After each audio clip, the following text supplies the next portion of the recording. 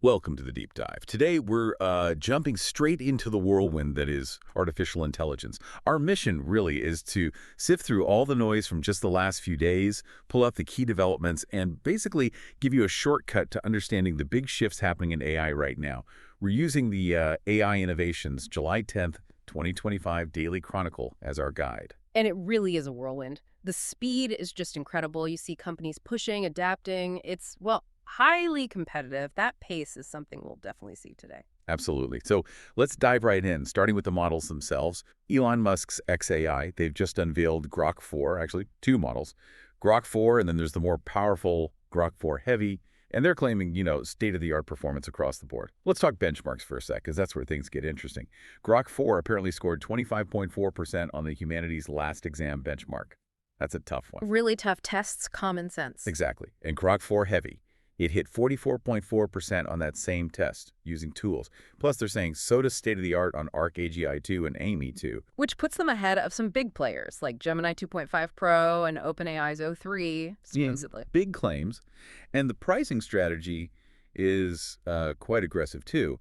Grok 4 comes with a $30 a month Super Grok subscription. But Grok 4 Heavy, that jumps way up to $300 a month with a new Super Grok Heavy plan. They're explicitly saying it's for power users and enterprises. Yeah, and what's really fascinating here is the context, right? This comes so soon after Grok 3 kind of, well, collapsed. Remember those technical issues and the ethical problems, racist comments and whatnot? Oh, yeah, I remember that. So this rapid release of Grok 4, it really makes you wonder, is the new AI mantra basically fail fast, replace even faster? That's a great point. Does it mean companies feel they can afford a public stumble if you have the next version ready to go almost immediately? Or maybe it's just the sheer pressure. You have to move at this speed to stay in the game. Could be. Technically speaking, Grok 4 is described as a single-agent AI. It's got voice, vision, and a 128K context window, which is pretty large. Pretty standard high-end now, yeah. Allows it to handle a lot of information at once, but the Grok 4 Heavy is different. It uses multiple agents working together on complex tasks, like a team of AIs, basically, breaking down bigger problems. And they're offering API access, too, with a huge 256K token context window for developers. Right. So that's the raw model power. But where do these things actually, show up in our lives? Well, increasingly, it seems like the next battleground is the browser, how we interact with the web. This feels really significant. Take OpenAI. Reports say they're building a native AI browser experience. Think real-time search, content interaction. A direct competitor to Google Search and Chrome, basically. Yeah, exactly. They want direct access to user data, apparently using a native chat interface. And it could even support AI agents doing tasks for you, like booking things right on the page. And all built on Chromium, like many other browsers. Yeah. But what does this really mean, stepping into the web experience layer? OpenAI trying to control the whole pipeline, the input and the output for the LLM, that's quite a strategic shift. It really is. And they're not the only ones thinking this way. Perplexity. They've already launched Comet, their own AI-powered browser. Already out there, yeah.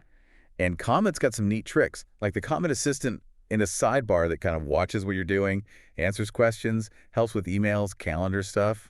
Context-aware help. Right. And this Vibe Browse feature. Use natural language or your voice to navigate. Plus, it works with your existing extensions, bookmarks, Mac and Windows compatible. Chrome has had such a stranglehold on the browser market for years. Totally dominant. But these AI browsers, they really signal a potential shift, a big one, in how we find information, how we do things online. Perplexity is clearly betting big on these AI-native interfaces, competing directly with ChatGPT, Arc, the traditional guys. It feels like the beginning of something new for the web. And speaking of OpenAI, just quickly, there's also that buzz about their upcoming open source model, maybe next week. Yes, the rumored one. If it's as good as O3 Mini in reasoning, that could shake things up again on the model front, too. Lots happening there. Okay, so models are racing, browsers are battling. But what about the real-world impact on businesses, on jobs? Yeah. Because that's where things get complex. Let's look at Microsoft. They recently announced they saved $500 million, $500 million in their call centers last year. And they're attributing it directly to productivity gains from their AI tools. 500 million, that's a lot. But the timing, wow. That news landed just 1 week after they laid off over 9,000 employees, bringing their total job cuts this year to somewhere around 15,000 people. And remember, Microsoft also reported, what, $26 billion in quarterly profit, and they plan to invest $80 billion in AI infrastructure. Right. So you see this stark contrast. Wall Street cheers, obviously. But for workers, especially white-collar workers, AI's impact is becoming impossible to ignore. It's quite confronting. It really is. And it's not just customer service roles. Look at Google. There's news that AI now writes 50% half of the code at Google. 50%. That's staggering. Yeah, roughly half of new code is AI generated.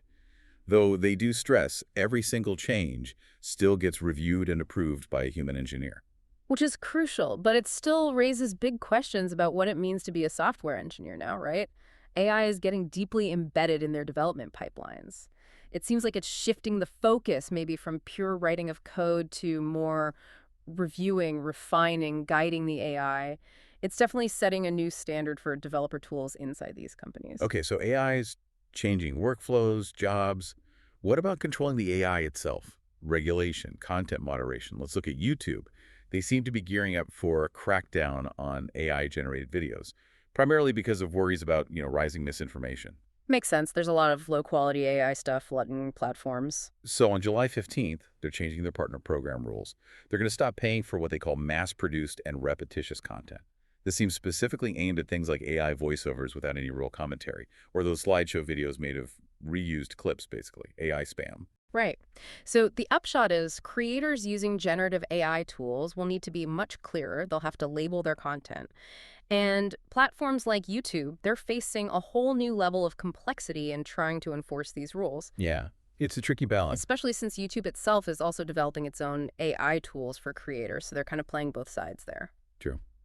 And finally, alongside content and code, there's this intense competition for people, the human talent. OpenAI seems to be on a major hiring spree, poaching top engineers. Oh, yeah, the talent war is fierce. We're hearing about people like David Lau, former VP at Tesla, now overseeing back-end systems at OpenAI, and Uday Rudaraju and Mike Dalton. They worked on xAI's huge Colossus supercomputer. They've joined OpenAI's scaling team. Plus Angela Fan from Meta AI. Look, when you connect the dots, it's crystal clear. In this AI arms race, having the smartest people, that elite human capital, that's the new silicon. It's absolutely critical. It really is. And it makes you wonder, how will this intense competition for talent shape where AI goes next? Which companies will lead? What breakthroughs will we see based on who gets the best minds? High stakes, for sure. And just a couple other quick hits to mention before we wrap up. OpenAI also finalized its acquisition of Jony Ive's design firm, I.O. Ah, the design guru. Yeah, Ive and his team are staying independent, but working closely with OpenAI on design.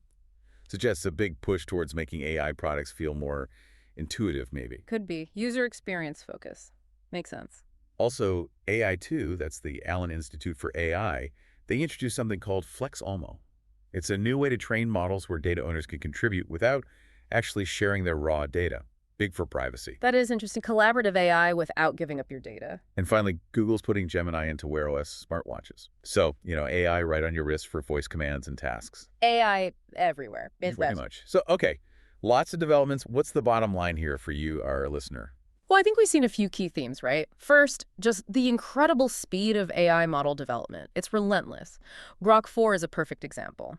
Failure is fast, replacement is faster.